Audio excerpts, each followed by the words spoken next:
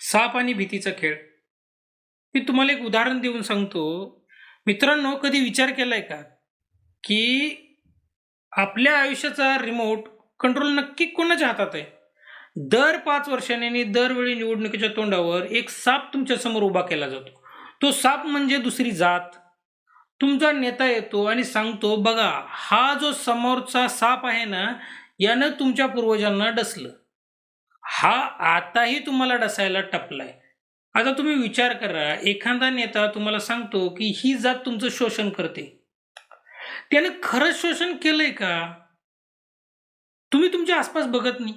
तुम्ही लहानापासून मोठे झाले. एवढे मोठे झाल्यानंतर तुम्हाला किती जणांनी तुमच्यासोबत जातीवाद केला, हे तुम्ही आत्मपरीक्षण करून कधी बघितलं का? कधीच नाही केलं. पण तो नेता तुम्हाला म्हणतो, की बाबा ह्यानं तुमचं शोषण केलं. तुम्ही ते मानून बसलेले आहात, की ह्यानं शोषण केलं. म्हणजे जो शत्रू तुमचा आत्ता सध्याला नाहीये, तो शत्रू नेहमी तुमच्या नजरेत जिवंत राहायला पाहिजे, यासाठीच हे नेते काम करत असतात. आपण कधी प्रत्यक्ष सापाला डसताना पाहिलं का? नाही. पण नेत्याने मनामध्ये जे विष पेरलंय, त्या विषाने आपण आपल्या शेजाऱ्याकडे संशयानं बघायला लागलो.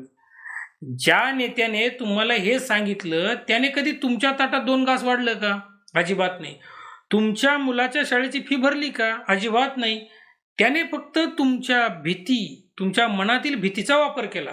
कारण भीती असलेला माणूस प्रश्न विचारत नाही, तो फक्त हात जोडून उभे राहतो.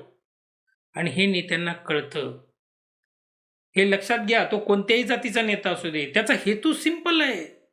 तो नेता स्वतःला सुद्धा शोषितच दाखवेल. तो फिरेल मोठ्या गाडीतून, राहायला असेल मोठ्या बंगल्यात, पण तुम्हाला दाखवेल तो शोषित आहे. का तर तुम्हाला असं वाटतं, की तुम्ही शोषित आहात. हे लक्षात घ्या. तुमचं गाव आणि तुमचं कार्यालय. चला, राजकारण सोडूया, जरा आपल्या स्वतःच्या आयुष्यात जरा डोकावून बघू. तुम्ही ज्या गावात राहता, ज्या ऑफिसमध्ये काम करता, तिथं खरंच रोज तुमच्याशी जातीवाद होतो का? स्वतःच्या मनाला हा प्रश्न विचारा. ज्यावेळी तुमच्या घरात दवाखान्याचं काम निघतं किंवा पैशाची नड लागते, त्यावेळी तुमच्या स्वतःच्या जातीचा नेता येतो का मदतीला? तुमच्या शेजारील तुमच्या जातीची लोक येतात का तुमच्या मदतीला? किती येतात? लक्षात घ्या, मदत करणारे सुद्धा तुम्हाला बाहेरचेच जास्त असतील. तुमच्या जातीतले तुमचे भाऊ बहीण खूप कमी असतात अशा वेळी. हे लक्षात घ्या. कदाचित तुमच्या मदतीला तोच धावून आला असेल, ज्याला तुमचा नेता साप म्हणत होता. संकट काळात जात नसते, फक्त माणुसकी असते. पण आपण हे विसरतो आणि त्या नेत्याच्या चिथावणीखोर भाषणाला बळी पडतो. नेते एसी बंगल्यात बसून ट्विट करतात आणि रस्त्यावर गुन्हे तुमच्या पोरांच्यावर दाखल होतात. केसेस तुमच्यावर पडतात, जेलमध्ये तुम्ही जाता. नेते मात्र पुढच्या निवडणुकीची तयारी करतात. हे लक्षात असू द्या. अन्यायाचा मुखवटा. आजकाल एक गंमत झाली, जो तो म्हणतो माझ्यावर अन्याय होतो. म्हणजे कलेक्टर म्हणतो माझ्यावर अन्याय होतो, मंत्री भाषणात म्हणतो माझ्या समाजावर अन्याय होतो, पोलीस अधिकारी म्हणतात आमच्यावर अन्याय होतो. अरे मग अन्याय नक्की करतंय कोण? जर सत्तेत बसलेले लोकच जर म्हणत असतील की आमच्यावर अन्याय होतो, तर सामान्य जनतेने कुणाकडे जायचं? विशेष म्हणजे एखादा मंत्री एखाद्या मंत्रालयात मंत्री पदावर बसलेला असताना तो जर म्हणत असेल की त्याच्यावर अन्याय होतोय, तर मग तो समाजाचं काय प्रतिनिधित्व करेल? जर एखादा पोलीस म्हणतो की माझ्यावर अन्याय होतोय, तर तो पोलीस समाजाला काय न्याय देईल?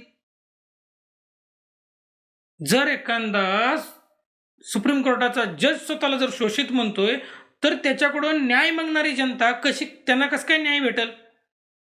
ही आत्मपरीक्षणाची गोष्ट आहे. नक्की अन्याय होतोय कुणावरती आणि त्या अन्यायाचं करायचं काय, हे बघावं लागेल. अन्याय तर सामान्य जनतेवर होतो.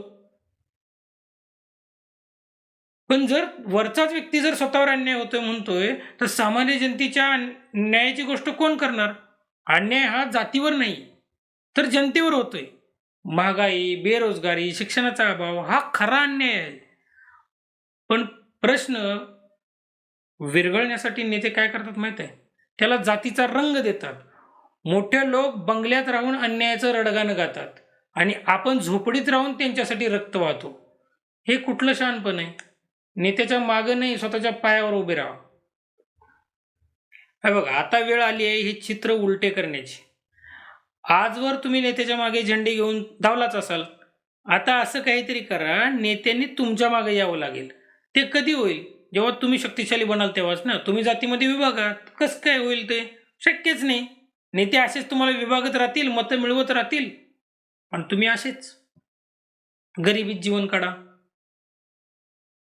शाळेपासून मुलांना आता तर शिक्षण तुम्हाला भेटेल याची गॅरंटीच नाही. शिक्षण एवढं महाग करून टाकलं की गरीब तर शिकूच शकणार नाही. आपण फक्त नेत्यांचे झेंडे उचलायचे. शक्तिशाली तर आपण होणार नाही. कृती आणि आराखडा.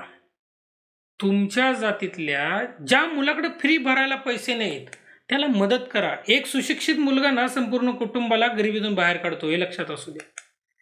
घर आणि आधार.